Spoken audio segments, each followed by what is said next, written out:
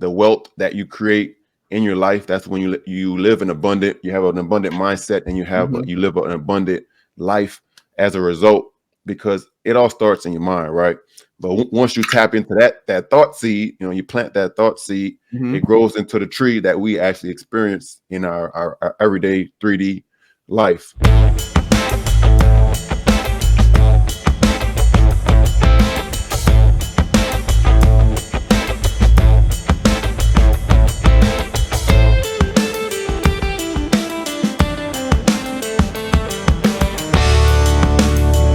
All right, guys. Hey, welcome to another episode of the Practical Wealth Show. And Alvin, I forgot to ask you this, but Alvin Scioneaux. Scioneaux. Scioneaux. Yeah, See. You usually say, guys, when this is live, yeah, live podcast, and I forgot to ask Junior. And so this is a really cool show because we're going to talk about investing, real estate investing. We're going to talk about athletes, because Alvin was a professional football player, and some of his background being a really smart football player, which I really want to talk about first, right? And then we'll talk about his mindset, his growth, what some of the things that we see with young athletes today, and where they're blowing it, and how to help them keep their money. So if you got somebody like that, pass the show on to them. And so Alvin, welcome to the Practical Wealth Show. What's going on? Appreciate Curtis. Appreciate, definitely a pleasure to be on, and looking forward to the conversation. I know we dived into a lot of things previously, so looking forward to it. Pre-show in the green room, and we've talked a couple of times since that. I got to get you on the show. So, but you were raised in Louisiana in St. John's Parish, and but here's this. So I want to back, because I think they should hear this. So you shouldn't talk about yourself, so I'm gonna talk about you. And so he majored in, where are you at? San Diego State, right? And majored in aerospace. He worked for 8 years as an aerospace engineer, has a master's degree in mechanical engineering. He played for the LA Chargers. He was All-American student athlete who majors in physics. Okay. Yeah. And undergrad. And then undergrad, and then so let's blow up this whole dumb jock thing, right? He was a NFL linebacker. He served as a fitness coach. So tell me a little about that part of your life, because I think, and then we'll get into the investing part, but the drive, and just that, because that's a hard major. That's hard stuff. Yeah, it's certainly. So I always job in of itself, like football at D1 is like a no joke. Absolutely. I mean, I always say college. Most football players will tell you the college level is probably the hardest level of all, between high school, college, and professional, just because you're always all over the place. But yeah, my journey has been very much so diverse and elaborate. I always start off with the purpose and the mindset. So for me, starting off, going from Louisiana to South Carolina, I played undergrad at Wofford College, and studying physics and math on top of being a football college D1 college athlete. It was from 6 a.m. workouts to 9 a.m. classes to 12 o'clock film, and then hurry up and getting some lunch before you're back in class at 2 o'clock. And then, because I'm doing physics and math, I have labs at 5 o'clock, and then practice at 6:30. And by the time we get out of practice, it's 9. So you're trying to hurry up and rush and get something to eat. And then maybe 10 o'clock, you might be starting some schoolwork, which I had a lot of. I didn't major in basket weaving or anything like that. And you're sore. Yeah, and I'm sore, right? I'm already. I got lecture hall sore. Right? You got the ice packs. You know what I'm saying? Walking around with the ice packs to go get dinner. So I was only a D2 basketball player, and I experienced some of that. So 2 days, and yeah. Right. So, don't understand the focus that it takes to do that. Yeah. That is awesome. The time management, the focus, the discipline. I mean, it said that there's 3 aspects of college. You got your social life, your athletic life, and your academic life as a student athlete, and you only can be great at 2 of the 3. So being a dean's list on the academic side, and honor roll on the academic side, and then being a Hall of Fame All-American athlete. It's safe to say my social life was very minimal during that time, Probably good. because I was focused and locked in. Mm-hmm. Mm-hmm. So, transitioning from there was going on. Had a lot of success in football. Played with the Chargers for a couple years until there was one day, one game, one quarter, one play, one move, and I end up blowing out my knee, tore my ACL and meniscus. So that was kind of the career ending, or season ending for sure, career ending eventually, for myself. And again, I had to readjust, pivot my mindset, pivot my why and what I wanted to do, my purpose. And that's when I went to get my master's in mechanical engineering at San Diego State, and worked in aerospace engineering for about 8 years while investing in real estate, until the real estate pushed me over the engineering income. So then I just went full time into the real estate and the whole investing world. What was the vision that you had for yourself? And like, how, I guess you were enjoying football and not ready to be thrust into the other stuff, but how hard a transition was that for you? It was a very much so difficult transition. I mean, I just was looking at the stats, like 60% of NBA players go bankrupt within a few years. 80% of NFL players go bankrupt within a few years. Yeah. Like these are astronomical, staggering numbers, right?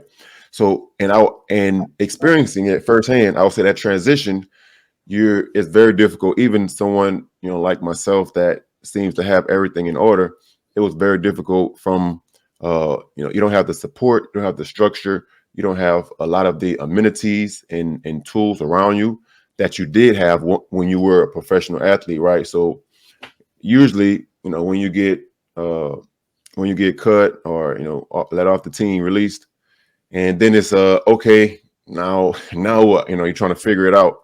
99% of your time was dedicated to your sport, and now all of that time is free. A lot of guys try to get back on a team, but if they don't, then it's kind of a struggle to figure out that purpose and figure out that why, which that's very much so foundational in life.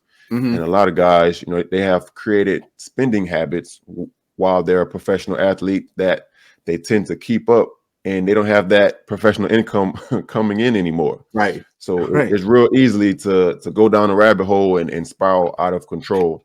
So, it took a little bit of time for me mentally just to get my mind transitioned onto my next calling and my next career, to where, luckily, thankfully, my family, my then girlfriend, but my now wife, was definitely a big support for that transition.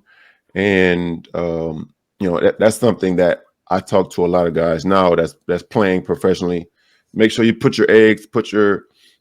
spend your money wisely now. Put them in investments that can pay you. Because if you're making at least $1 million, you should have the ability to create 100,000 in passive income per year at least. Which that's something I help a lot of athletes do as well. How long would you say it takes them? I told we have a mutual person that I've met. I won't say I know him, but he was a teammate of yours. And I said, listen, dude, you're 22. You don't need to live like you make $1 million, right? Yeah. You should be living like you make $200,000, and really because if it's $1 million, it's really like $500,000 after taxes, right? Exactly. And you know what I mean. And so you can't be you're not balling out like you think you are, because you're not doing the math, and you listen to too many people want to help you spend your money. And I'm so happy to hear you say that, because I hope this message gets out to, even if you're a non-pro athlete, hopefully y'all know somebody that, or actor or actress, anybody that's has the ability to make a lot of money in a short period of time is because you if you don't learn the fundamentals, it could get away from you. You can go right back to where you started. Yep, you're right. Because Jim Rohn says you gotta, if what he says, if you become you get $1 million, he says you need to work hard on yourself so that you're worth $1 million. Otherwise, you'll revert back to the mean, right? Exactly. And so that's very helpful. So let's talk about that transition. So you're engineering, and were you doing what made you from that? So you got a good career, a good job, right? When did the real estate stuff start? So as soon as so off the bat, I mean, I was going back to the mindset, even at San Diego State, Mm-hmm. I'm paying for this master's degree. I need to make sure I get my finances in order. Mm-hmm. So I'm even though I'm going down the engineering track, I'm going to the finance classes. I'm popping into the economics classes, the business classes, just because that's very much foundational financial literacy, which most people in the country outside of the people that majored in finance know little to nothing, which is incredible. I can't. Yeah, I was a business major, and then we had and it was kind of whack looking back at it, but at least we had a personal finance class, and the only people that got it were business majors. Yeah. Everybody's leaving school to make money, right? Right. So to me, it makes sense. Maybe I should learn how money works. It might behoove you to learn how money works. But I digress. You go ahead. Yeah. So I'm learning different ways and different aspects to understand how to invest and just make money, right? Mm-hmm. So after I graduated, got a great job as an aerospace engineer, worked with several companies over the 8 years, and I'm investing passively in real estate on the side. Bought a couple of properties in LA, because that's where I was working at with the engineering. And believe it or not, those I created certain creative ways. I found creative ways to create income, which is co-living. And between those two houses alone, they match my engineering income. Wow. Over that 8-year period. So it doesn't take much. That's one thing I try to tell the athletes as well. You don't need to go buy a whole bunch of properties. Like you can literally get 2, 3 and create over $100,000 in passive income, which most people can live off of that with no problem. Right. Which is $8,000 a month, 8133 to be exact a month. Right. So, and which is a good goal. I just, are they thinking about that stuff? No, I mean, a lot of guys, for one, when they make it, or even before they get their first check, especially in our community, the family, like, oh, so-and-so made it. You got to take care of your mom, take care of your pops, take care of your siblings, and, your people you grew up with. So a lot of guys are starting off in the hole before they even get their first check, and then, as you mentioned, the taxes, you're going off the top because you're a W-2, you're still technically a W-2 income earner. That half of that is gone. So, you're starting with half of what you really think you're starting with. And then once you get into the lifestyle aspects, I mean, I've seen guys, we in a club just throwing 10 racks, 50 racks, just like that, a game check, just going within a couple minutes. That's incredible. So the lifestyle of it, the lifestyle creep, as you make more, now you want to spend more, when a lot of times you need to be investing more because now you have the option of, okay, do I really want to continue playing football or basketball or whatever sport? And I will say a lot of guys more recently are just starting to get more knowledgeable and understanding, just with the internet and information being put out there. So they're a little bit more cognizant of not living as much of a lavish life. But there's still some progress to be made on that end. Hopefully we can work on that. That's a big passion of both of ours. I can't see, because it's a blessing to get it, but you could get hurt, and whatever. And you've got to be able to because I think one of the things, tell me, because just if I look at your the discipline that translates into other stuff. Now a lot of athletes been pampered, right? So they work hard, but people, I know I've seen it with AAU, I see it more in basketball. I don't, but I Yeah. see that they, you think you would get them in this other thing, and then that work ethic, and I'm going to shoot 1,000 shots a day. Like I use that to translate into business, being locked in on a goal, figuring out, maybe because I wasn't like a superstar. I was okay. I was all city, but I read George Gervin shot 600 shots a day. I started shooting 600 shots a day. Yeah. Here's what they ate. I mean, so even in business now, I look at people that are doing what I want to do, and I kind of re-engineer it. What are they doing? How does their marketing work? How does this website work? What are they doing? And I got that from sports. Yeah. And it's, and so how much did that, your drive and your ability to have, systems come from your, how much did the I call it, I'm ready to coach my daughter's basketball team, and I say, look, I want y'all to have the will to prepare to win. Mm-hmm. Everybody wants to win, but you got to do the work. How does that stuff go through your mind as you grow and build your businesses? Yeah, that played a huge role. I mean, anybody that can make it to a professional level, they clearly have a great skill of focusing in on something and going all in, being the 0.1% within that skill set or that industry, right? So for me, I always, whenever I transitioned, even after football, I was all in on engineering, and at one point I had a 50% pay raise, which most people in the W-2, they might get 2% or 5%, 10% max. I got a 50% pay increase. And then on the real estate side, I'm focusing in, especially the last 12 months, I scaled my portfolio tremendously to increase it another 60 units. Right. So when you take that focus and that laser focus and then transition it, just apply it to another industry, you can get the same results. It's definitely repeatable. It's just a matter of, for athletes, I would say, transitioning, figuring out what that is, something they really enjoy. Because a lot of guys, as you mentioned, a lot of things were, once they got to the league, the league provides pretty much all kind of opportunities and in aspects that are available to players. So now it's trying to find something that's similar to that, which a lot of industries or career, they won't have that much glitz and glamour involved into it. You gotta work your way up to getting to that, just like we did with football, right? You went through high school, you went through college, and then you got to the professional league. So, but once you get a taste of that, now it's like, okay, I need something that's similar to that right now.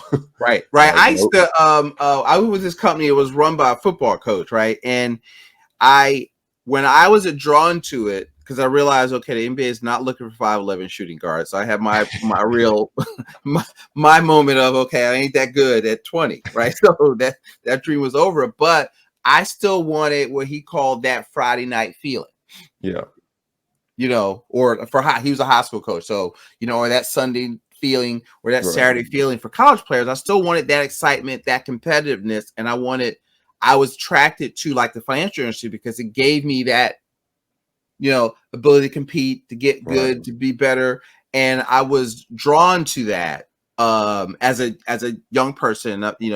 35 years later, I'm still doing it, and still I'm just competitive. I just transitioned it into, I'll look somebody in the leadership, go, all right, I want to beat him. Right? And I'm not playing for that, but it gives you something to do within the business. Do you still think that way? Is that competitive thing still flowing in you? For sure. I mean, for me, even beyond competing with everybody else, I'm competing with myself. Yeah. I like to be every single day. I always say there's two things that you need to maximize the growth and the opportunity in your life. That's two things you need to expand every day. That's your knowledge and that's your network. So those are two things to be better than I was yesterday, be better than I was last week, last month, last year. How can I today expand my knowledge, learn something new, and then expand my network to either meet someone new or develop a relationship with somebody that Yeah. I already know. Because to be honest with you, any hurdle, any door, or any problem will be solved with one of those two things. Is either you know how to solve the problem, you know how to open the door, and you open it, or someone that you know has the keys to the door and they open it for you. Like that's the only two ways to get through the door or get over hurdles in life. So, those are two things I always Can focus you on. break that down? So let's say I'm a person or a young person or listening to this. I like the tactically. Could you dissect that a little bit of a day in your life, or how you're reading 10 pages a day? Like, break that down. Yeah. So every single day I have a morning regimen and a night regimen. Mm-hmm. Starting So, off, of course, after you brush your teeth and everything, get a glass of water, rehydrate your body. I have an A1 dynamic stretch I created when I was a personal training. So just get the blood flowing, get your metabolism moving, get the brain flowing, and get locked in. I have a very fiber dense breakfast, oatmeal and fruits and vegetables, eggs, and then from there I'm really going into whatever I need to work on for the day. Typically have a few different meetings or a few different recordings or projects or different things that I'm working on, reviewing some deals. But throughout the day, I'm involved in a lot of different masterminds, a lot of different meetups, a lot of different conferences. So I attend.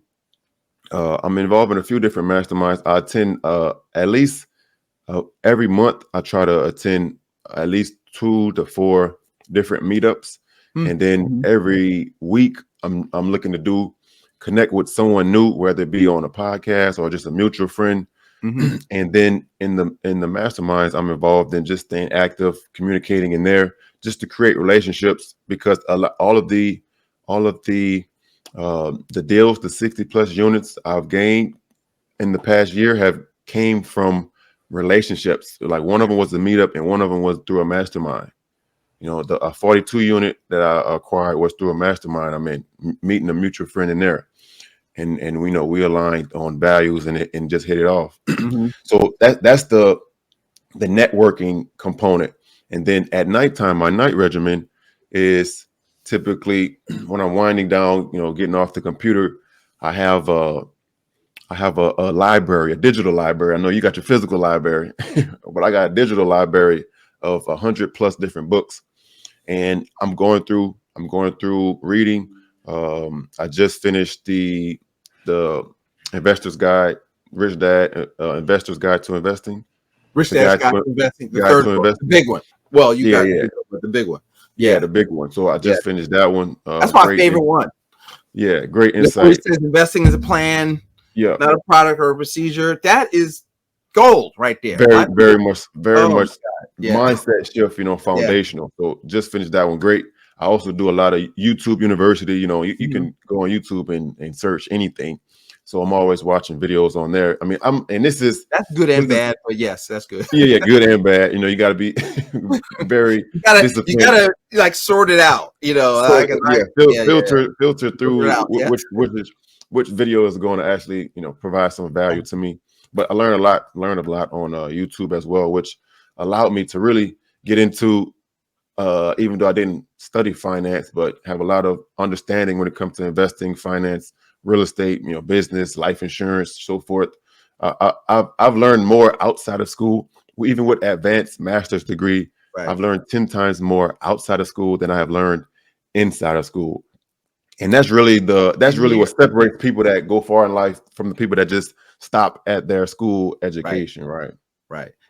Jim Rohn says self-education is what makes you wealthy, right? And it's what you learn once you get out of school. That's what I'm trying. My daughter just graduated from Duke. Now, so I'm trying to let her know now the work starts. Now that all the stuff I've been trying to get you to read, and you're working now, this is your master's, because I'm trying to help you deploy some of the marketing stuff, the people skills, the negotiation skills in a real time, real world situation, because you're not going to get that just going Formal back to education. school, right? You need to work for a year and just figure some stuff out, And I Formal got you. So formal I'm helping her. education. Yeah, formal.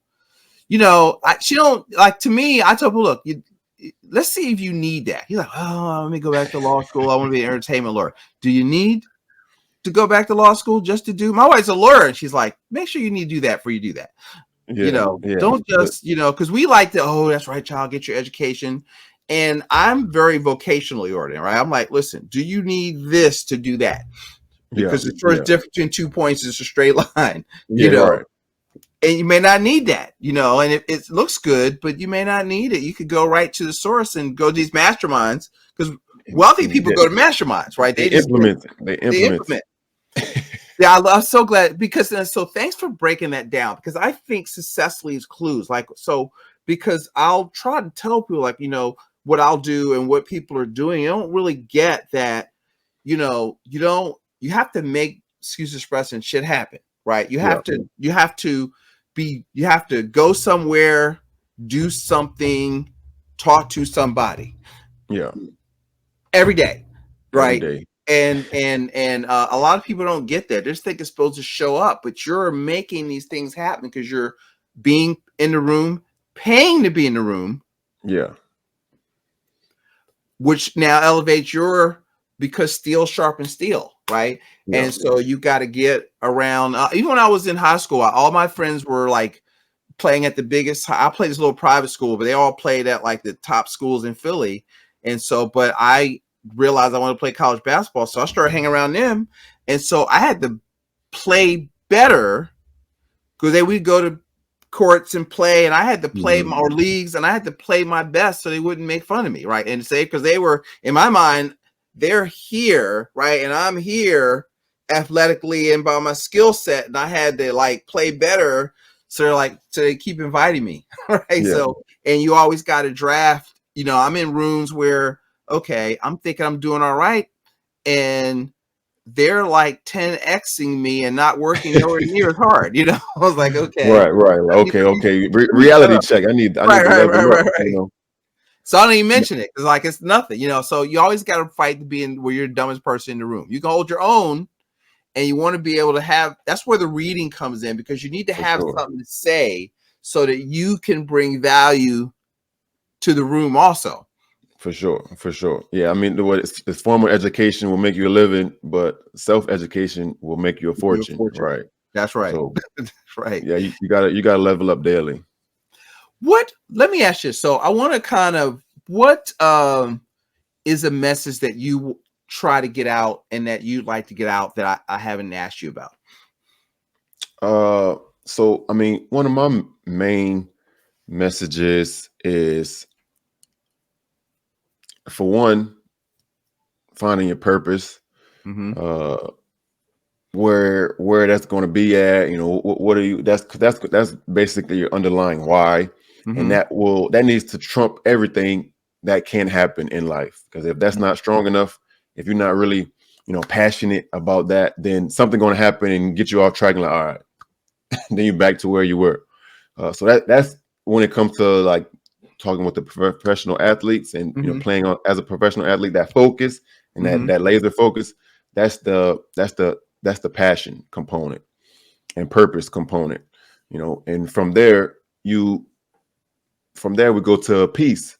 This is just simply having fun, having a mental stability, not being stressed and going crazy and all other extra stuff that, I have zero tolerance for all of the extra craziness aspects of life. If somebody going back and forth, all right, man, see you later.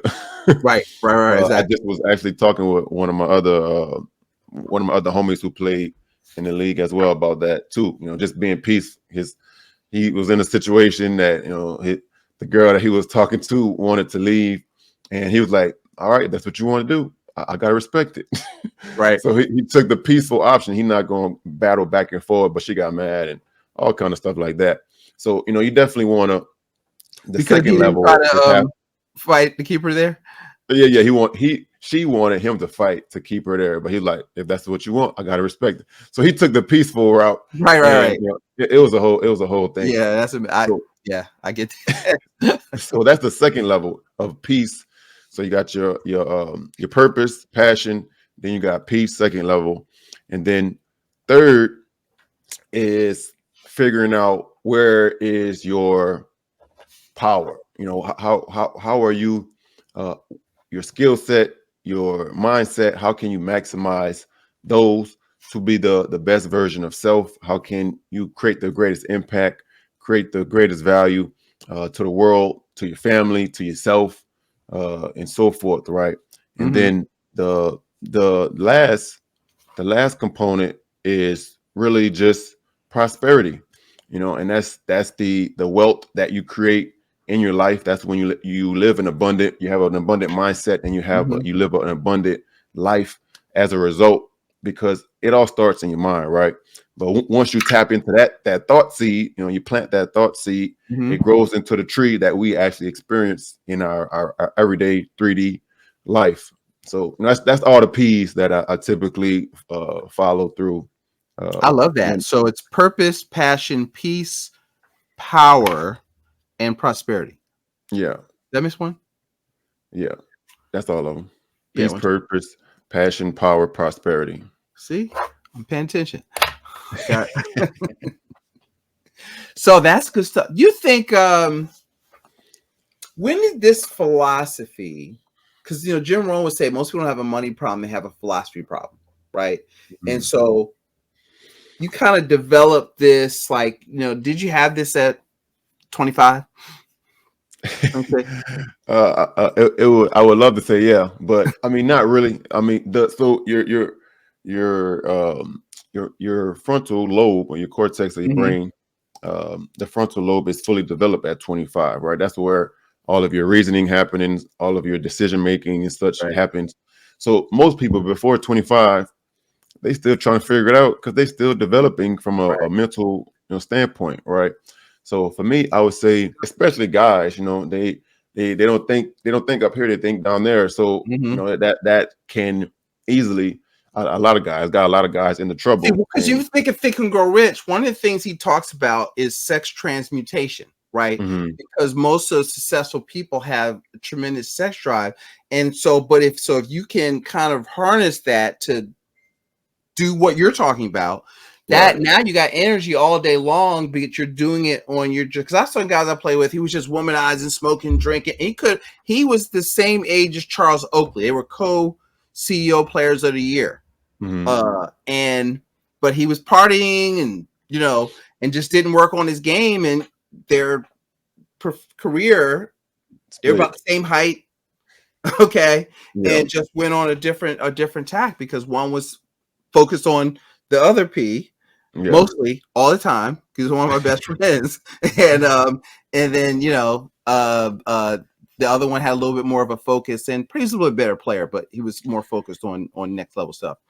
Yeah, yeah, and that's actually another component that I've noticed personally as well. A lot of guys, that the difference between guys that are single and those that are in relationships when they enter into the league, a lot of guys that are in relationships and get married, that when they enter into the league end up having a better Yep. and longer career, simply because they don't have the distractions of Right. chasing all the other craziness, to where Right. they got their wife, they love Baby their mama wife, and drama and they yeah, I actually mean, my pastor supporting said, them listen, throughout their he who career. has a wife has a good thing. Oh, for sure, Gotta absolutely. find a virtuous woman, he told me, right? Yeah, And so you gotta search that out, because I've just saw, even as a college basketball player, or just hanging out with some pros I knew from basketball camp, and just see these women waiting in the lobby for you.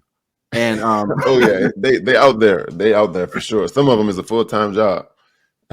which is fast, and you got to be able to have, and so especially if you never got any shine before, like most times by that level, especially if you're D1, you've seen it Yeah, for a right. long time, since high school, really. Yeah, And although it's another level, and it's like pro football, it's like pro, right, right. one time I was at the All-Star game, was in Philly, the NBA All-Star game, and I remember going downtown. It was like that, it's women that are pretty, but all of a sudden, every store you went to, it was like the NBA, another level. beautiful women. I was like, what is going on here? Like, if you know, I was like, okay, the All-Star game's in town, because I'm seeing like supermodels all over the place. Yeah, like, yeah, all the stars come out. Right. So it was crazy. So anyway, I digress. Let's stay. But you know, it's I love having this conversation, because I don't, you know, I'm living vicariously through you, but I express it on a very minimal level. but I get it. But as my background in finance, and just seeing, you know, guys I played with and against, I know made it to the NBA or overseas, I saw they should be doing better than they are. Long range, you know. And I just, you know, it says a fool and their money are soon parted.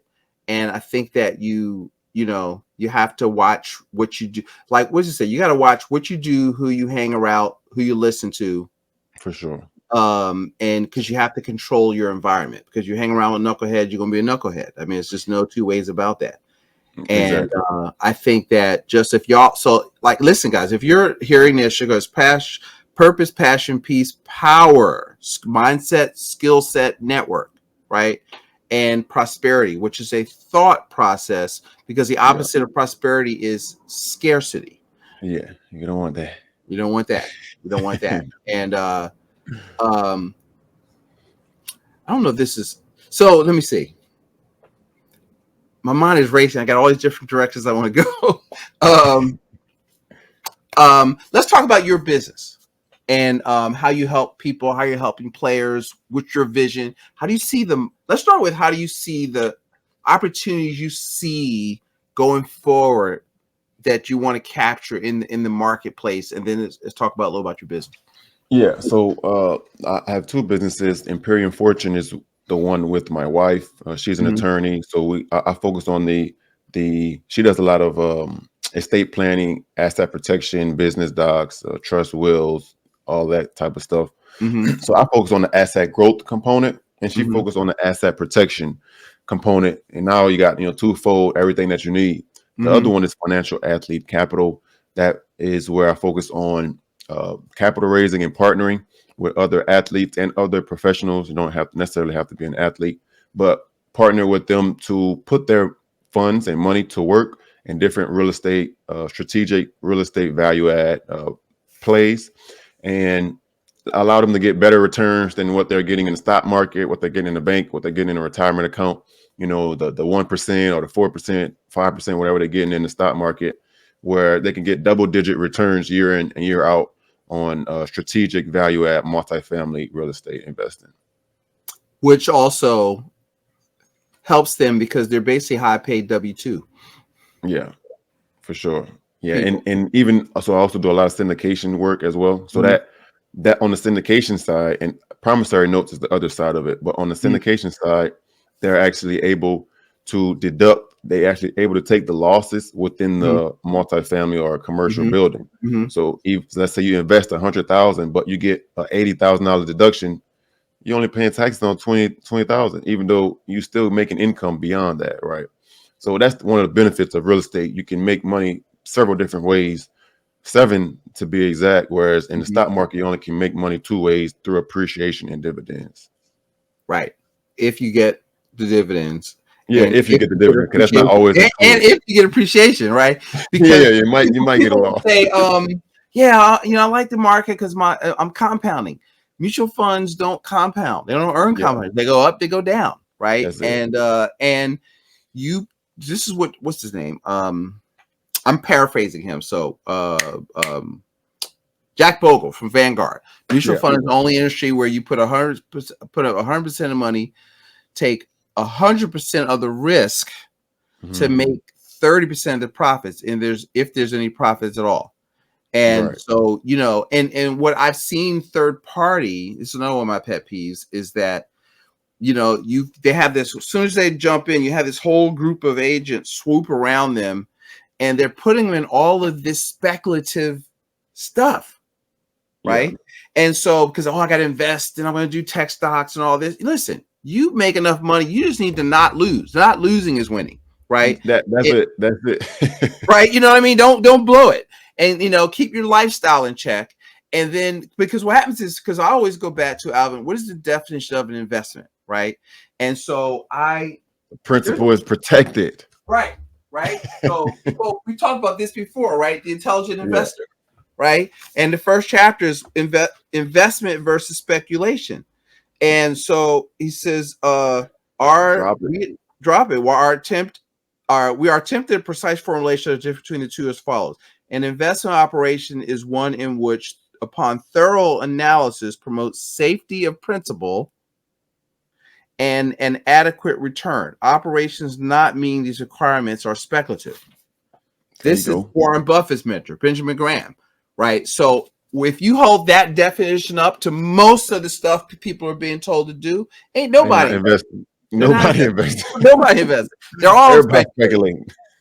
They're all gambling. So this is gambling. So you at least if you went to the casino, you could get comp drinks and a dinner and a buffet or something like that, and some comp drinks. And whereas you're not getting into that stuff with the market. Now I'm not saying not speculate, but just know your speculation. Right. And so if you remember the book you just were talking about, what does he want? The 3 E's: education, experience, excessive cash. Excessive cash, right. And that's what so y'all have excessive cash. Talking to the ball players now. Right. So now you need to, if you don't get the education experience. Right. That the cash gonna be gone. And then and so you got to kind of work at that. And so hear us. If you are somebody forward you to this, I want you to make sure that you reach out to Alvin and myself, but Alvin definitely. And let me, so we, I can talk to you all day long. So we'll have to do a part 2. But tell them how if they, how would they follow what you're doing and reach out to you if this is a good fit for them. Absolutely. So I'm on all social media. Alvin Scioneaux. You can search A, the number 1, and Scioneaux, my last name, Sioneaux. So A, the number 1, and Scioneaux. Or you can also go to a website, financialathletecapital.com. The second website is Imperium Fortune, IMPERIUM fortune.com as well. So I got a guidebook on there for investing, different aspects of passive investing, structure, different questions you need to have in mind, due diligence questions. And then my wife also has a asset protection book that goes over different options, different things that a lot of people, they forget that step. They especially high income earners. I got this house and I got this job that's paying me 7 figures, 8 figures, whatever. But it's not protection. It's not protected. It's not structured properly. To I call it you don't want to defense. Right. You got to play defense. Once you gain and progressed and had a great offense, you got to play defense to protect those funds. So she has an ebook on there as well on the website. So connect, DM, reach out, we can definitely get you situated. My man. All right. Any final words of wisdom? I'm gonna let you have the last word. Final words of wisdom. I would say I had a webinar, a video web series that I created, and my motto on there was know better, do better, be better. And that's, that I'll part with that. Just understanding, transforming your mind, transforming your actions, and then you can transform everything about your life as a result. All right, guys, go out there, take some notes, share this. Leave us if you want to get this found, this information, make sure you leave us a review on YouTube or on the podcast, wherever you're listening to this. I think this is gold. Some of y'all that have young athletes that are good, that are getting NIL money. We didn't really go into that this time. Yeah, the college level start early. Yeah, college starts earlier. And then it did. So you have to be a good steward of your money. And I just thought of another thing. We'll talk about that because we both looked at. I'll tell you this. I might link it to the show notes. We both looked. What's the guy, basketball player? We were talking about. That I sent you the video on before last week. Who played for the Bullets, or the Wizards? But anyway, he's got a show on, and he talked about where athletes, when they come out, our young people, less so now, or in Gilbert the Arenas? NBA, Was it Gilbert Arenas? Gilbert Arenas, Yeah, where we start backwards, right? yeah, Because yeah, you talked about it earlier, right? We yeah. start backwards, and you'll see, like, let's take football. What's the guy who won our Super Bowl? The Eagles. Jalen Hurts. No, the first who won the Super Bowl. You're the white boy. I shouldn't say that way. For the Eagles? The Eagles, for the Eagles. He's from Texas. His dad's a multimillionaire. And so he's very low key. So he's not flashy like that kind of stuff. He's already had money. So I guarantee you all his money is going Nick Foles. It's going for Nick Foles. Yeah. Right. And so it's depending on your upbringing. So now even a lot of kids now, they're prep schools, their dad was in the NBA or played football, and now they're not coming out poor where they just got to shine. I remember my wife loved that. What's his name?